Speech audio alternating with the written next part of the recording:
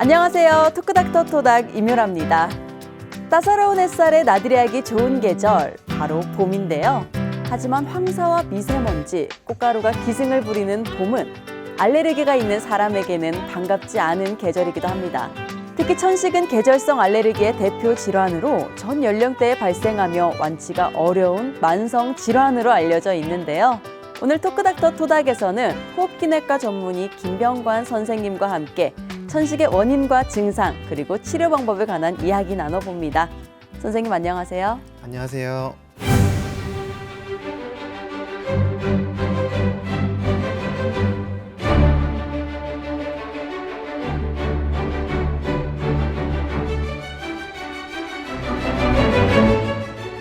선생님, 천식이라고 하면 그 영화에 등장하는 인물이 갑자기 숨을 가쁘게 몰아쉬고 괴로워하면서 흡입기를 찾는 그런 장면들이 제일 먼저 연상이 되거든요.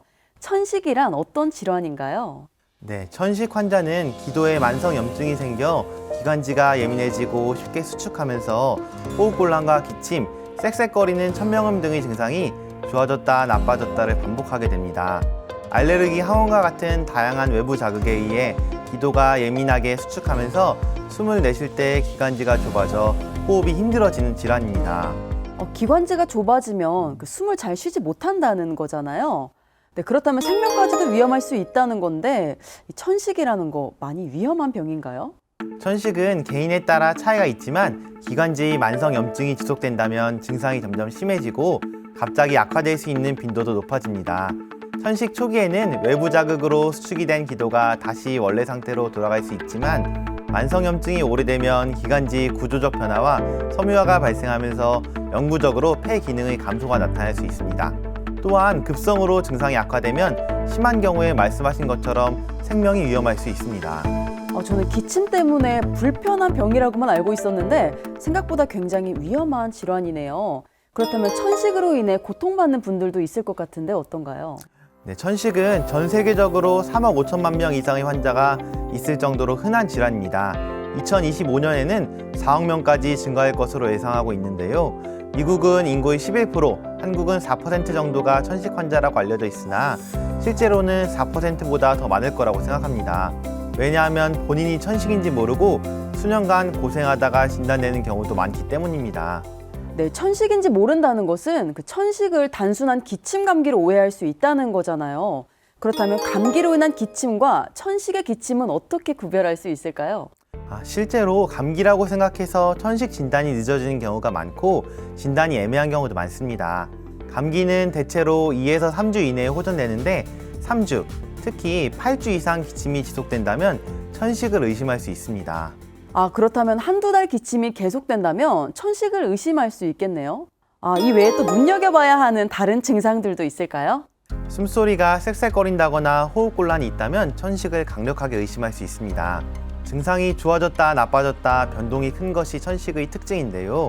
낮에는 괜찮다가 밤이나 새벽에 증상이 악화되고 먼지나 찬바람, 꽃가루 등 외부 자극에 민감하게 증상이 나타난다면 천식을 의심해 봐야 합니다.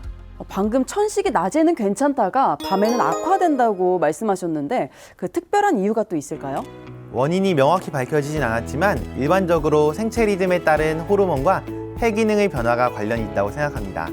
저녁 시간 이후에는 우리 몸의 면역 반응을 조절하고 염증을 완화시키는 부신피질이라는 호르몬이 감소하고 폐의 기능이 저하되는데 이러한 원인이 천식의 증상을 악화시킬 수 있습니다. 그 천식이 꽃가루나 찬바람 외에 호르몬의 영향도 받는군요. 천식을 유발하거나 증상을 악화시키는 또 다른 원인에는 어떤 것들이 있는지도 궁금한데요.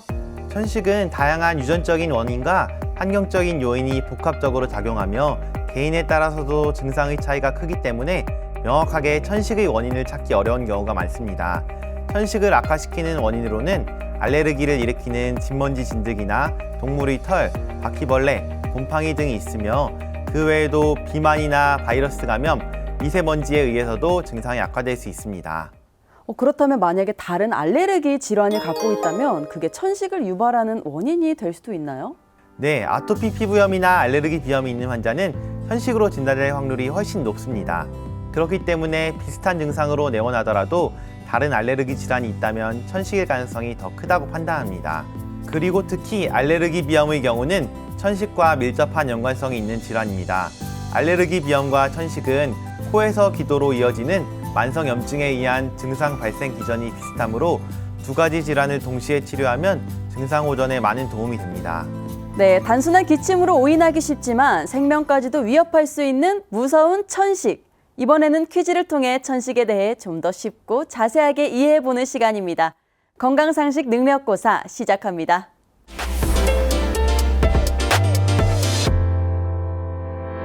선생님, 첫 번째 문제 주시죠.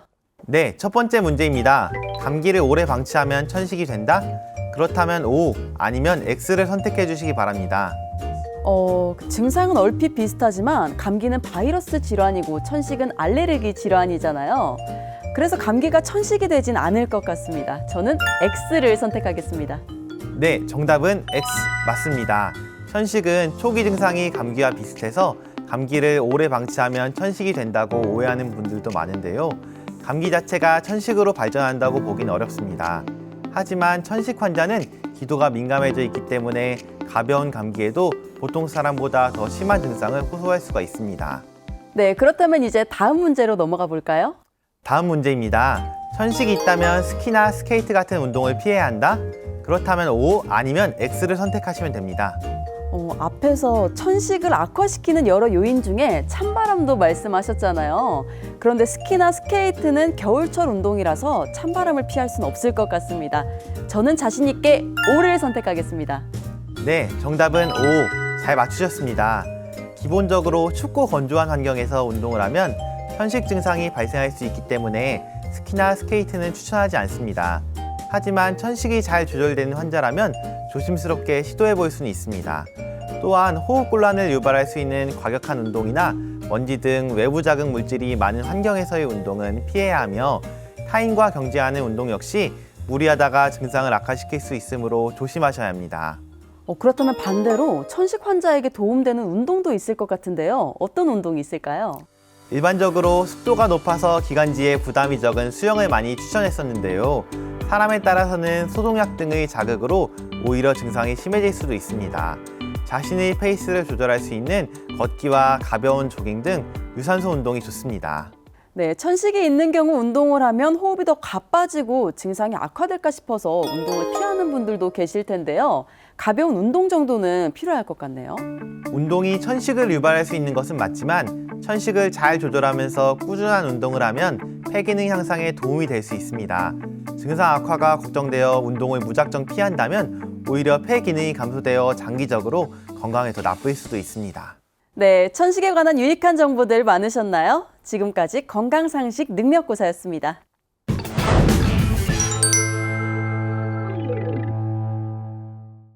네, 선생님 또 궁금한 게 있는데요. 병원에서는 어떤 검사들을 통해서 천식을 진단하나요?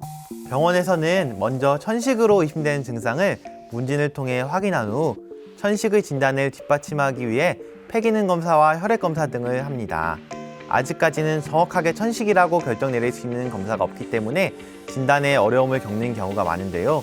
그래서 천식을 다른 질환으로 의심하여 진단이 늦어지거나 천식이 아닌데 천식 치료를 하는 경우도 종종 있습니다. 그렇다면 100% 천식이다라고 명확하게 진단하기는 어려운 거네요. 네, 그렇습니다. 그래서 진단이 애매한 환자의 경우는 흡입용 스테로이드로 천식 치료를 실제로 해보고 반응을 통해서 최종 진단을 내리는 경우도 많습니다. 이런 경우 초기에는 천식이 아니라고 판단했으나 치료 과정에서 결국 천식으로 진단되는 경우도 많습니다. 듣다 보니까 천식은 진단하기가 상당히 어려운 질병이네요. 그래서 진단을 받았다면 치료를 해야 할 텐데 또 어떤 방법으로 치료하는지도 궁금합니다. 천식 치료에서 가장 중요한 것은 흡입용 스테로이드를 정기적으로 사용하는 것입니다. 또한 그 외에도 기관지 확장제, 류코트리엔 조절제, 항히스타민제 등을 보조적으로 사용할 수 있습니다. 사용 중인 치료제의 증상이 호전된다면 전문의와 상의하여 점차 치료제의 용량을 감량하고 반대로 증상이 악화되면 용량을 늘리면서 꾸준하게 관리하는 것이 무엇보다 중요합니다. 네, 방금 천식 치료 방법에서 가장 중요한 것이 흡입용 스테로이드라고 하셨는데 그 스테로이드라서 부작용을 걱정하시는 분들도 꽤 많으실 것 같아요. 오랫동안 계속 사용해도 괜찮은 건가요? 스테로이드를 장기간 사용하면 위험하다고 생각하고 그런 이유로 스테로이드 흡입기 사용을 거부하는 경우도 많습니다. 하지만 흡입용 스테로이드는 매우 적은 양으로 폐에만 국소적으로 작용하기 때문에 평생 사용해도 전신 부작용이 거의 없습니다. 흡입용 스테로이드 안정성에 관해서는 많은 연구가 있기 때문에 부작용에 대한 걱정은 하지 않으셔도 됩니다.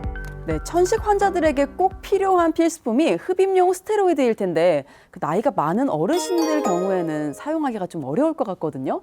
이 사용 방법이 좀 복잡하지는 않나요? 흡입용 스테로이드는 천식 치료에서 가장 효과적이지만 말씀하신 것처럼 고령의 환자분들 중에 정확하게 사용하지 못하는 경우가 많습니다. 흡입기는 크게 분사 흡입기와 건조 분말 흡입기가 있는데 사용법을 간단히 설명해 드리겠습니다. 먼저 분사형 흡입기는 가볍게 흔들어주고 뚜껑을 연 후에 흡입기 윗부분을 누르면서 동시에 흡입하시면 됩니다. 그리고 건조 분말 흡입기는 흔들지 않고 뚜껑을 열고 충분한 흡입력으로 흡입해야 합니다. 두 가지 흡입기 모두 5초 정도 충분히 흡입하고 10초 정도 숨을 참는 게 좋습니다. 그리고 흡입기 사용 후에는 스테로이드로 인해 입안에 염증이 생길 수 있기 때문에 물로 입을 깨끗이 헹궈내야 합니다. 분사형 흡입기는 타이밍을 잘 맞추는 게 중요하고 건조 분말 흡입기는 충분한 세기로 흡입하는 게 중요합니다. 아, 그렇군요. 그런데 흡입기를 사용하다가 천식이 많이 호전돼서 증상이 거의 없는 경우에도 흡입기를 계속 사용해야 하나요? 천식 환자 중에서도 나이가 젊고 증상이 경증이면 흡입용 스테로이드의 반응이 매우 좋아 주 1에서 2회 정도만 사용해도 잘 조절되는 경우가 있습니다. 하지만 증상이 별로 없다고 흡입기를 지속적으로 사용하지 않고 병원에 내원하지 않으면 이후에 천식이 악화될 수도 있습니다. 아, 또 궁금한 게 있는데요. 제 친구가 최근에 임신을 했거든요. 그런데 그 임산부가 천식을 앓고 있는 경우도 있을 텐데 임신 중이라도 치료를 계속해야 하나요? 임산부인 경우라도 천식 치료를 중단하면 천식의 약화로 산모 체내에 산소 부족을 일으켜 태아 건강에 손상을 입힐 수 있기 때문에 임의로 치료를 중단해서는 안 됩니다. 그리고 대부분의 천식 치료를 위한 약제들은 임산부도 안전하게 사용할 수 있습니다. 네, 마지막으로 천식과 관련해 당부 말씀 해주신다면요. 천식은 증상에 따라서 치료 단계를 계속 조절해야 하므로 환자가 자신의 천식을 잘 알고 있는 것이 무엇보다 중요합니다. 천식은 완치가 어렵고 평생 조절해야 한다고 말씀드리면 많은 환자들이 실망하고 증상이 호전되면 치료에 거부감을 가지는 경우가 많습니다. 하지만 천식은 치료에 대한 반응이 매우 좋아서 관리만 잘한다면 평생 건강하게 살 수 있습니다. 그러나 반대로 방치하면 점점 악화되는 병입니다. 천식은 어떤 병보다도 적절한 치료를 얻을 수 있는 이득이 크기 때문에 환자와 의사가 서로 신뢰하고 의사소통을 잘하는 것이 중요합니다. 네, 토크닥터 토닥. 오늘은 김병관 선생님과 함께 천식에 관한 이야기 나눠봤는데요. 다음 시간에도 유익한 의학 정보로 인사드리겠습니다. 함께 해주신 시청자 여러분 고맙습니다.